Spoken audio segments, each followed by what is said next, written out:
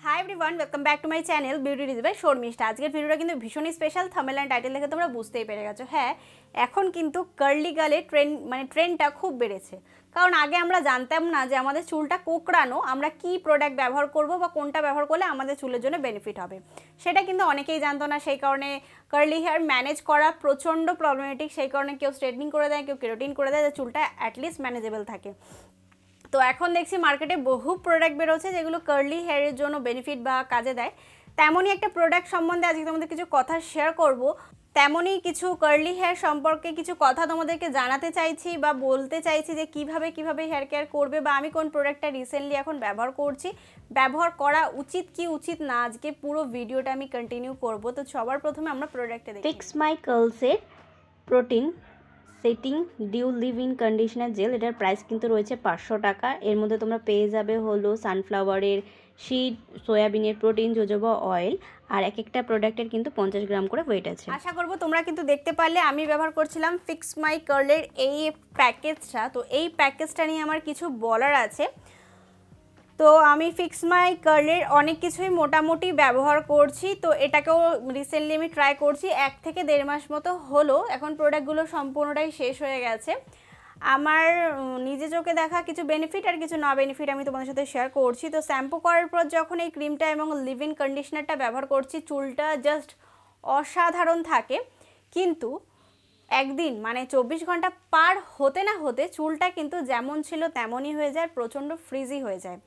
এই প্রবলেমটা কেন হয় সেটা আমি বুঝতে পারছি না। আর একটা কথা তোমাদেরকে বলার ছিল, অনেকে না এই লিভ ইন ক্রিম অ্যান্ড জেলটা অনেকে চুলটাকে জাস্ট হাতে স্প্রে করে বা এমনি ভিজিয়ে নিয়ে চুলে লাগিয়ে ফেলছে। এটা একদম উচিত না। পরিষ্কার চুলে ব্যবহার করবে, নাহলে কিন্তু চুলের গোড়াগুলো নষ্ট করে দিতে সাহায্য করে। যে কোনো কার্লি ক্রিম তোমরা ব্যবহার করছো, অ্যাটলিস্ট হেয়ার কেয়ারটা ভালো করে করো, তারপরে তোমরা ক্রিমটা ব্যবহার করতে পারো। তো এটা আমার চোখে দেখা, যদি বলো 10-এর মধ্যে দিদি এটা তুমি কত দেবে, আমি 5 দেবো। কারণ আমি কার্লি হেয়ারের জন্য অনেক প্রোডাক্ট ব্যবহার করছি, হয়তো তোমাদেরকে ভালো ভালো রিভিউ নিয়ে আসছি, কিন্তু ফিক্স মাই কার্লের এই রেঞ্জটা আমার খুব একটা পছন্দ হলো না। স্মেলটা খুব ভালো, কিন্তু প্রথম দিন ব্যবহার করার পর পরের দিন থেকে আমার চুলটা প্রচণ্ড ড্যামেজের দিকে যায়, মানে প্রচণ্ড ফ্রিজি হয়ে যায়। এমনি নর্মাল শ্যাম্পু করলেও এত ফ্রিজি হয় না, নর্মাল কন্ডিশনার লাগিয়ে রাখলেও এত ফ্রিজি হয় না, কিন্তু এই প্রোডাক্টটাকে ব্যবহার করে হচ্ছে।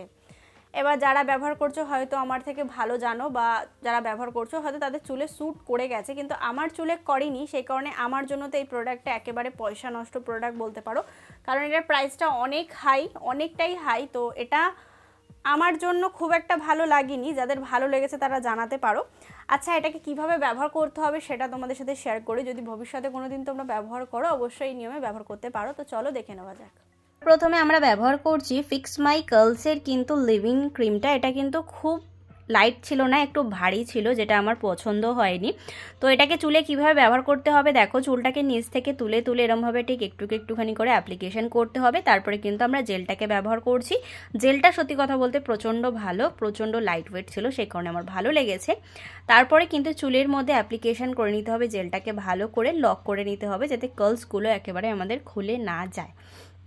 তো তারপরে আমি কিছুক্ষণের মধ্যে চুলটাকে শুকিয়ে নিয়েছি, আর আমি কিন্তু পাখার হাওয়াতে শুকিয়েছি। আর চুলের রেজাল্টটা তোমরা দেখতে পাচ্ছ বিফোর অ্যান্ড আফটার। আমি যতটা আশা করেছিলাম ততটা রেজাল্ট দেয়নি, কারণ আমার কার্লসগুলো খুব একটা খোলেনি। আমার চুলটা যেহেতু ভারী, তোমাদের যদি পাতলা চুল হয়ে থাকে তাহলে তোমরা ট্রাই করে দেখতে পারো। আশা করবো তোমরা দেখতেই পারলে আমি কিভাবে ব্যবহার করলাম। আমার মতে যদি তোমরা তোমাদের চুলটা পাতলা হয়ে থাকে তাহলে তোমরা ব্যবহার করতে পারো। আর তোমরা 15 বছর বয়স থেকে শুরু করে যতদিন তোমাদের ইচ্ছা ততদিন ব্যবহার করতে পারো। আর শুধুমাত্র শ্যাম্পু চুলে ব্যবহার করবে, ছেলে এবং উভয় মেয়ে দুজনেই ব্যবহার করতে পারছো।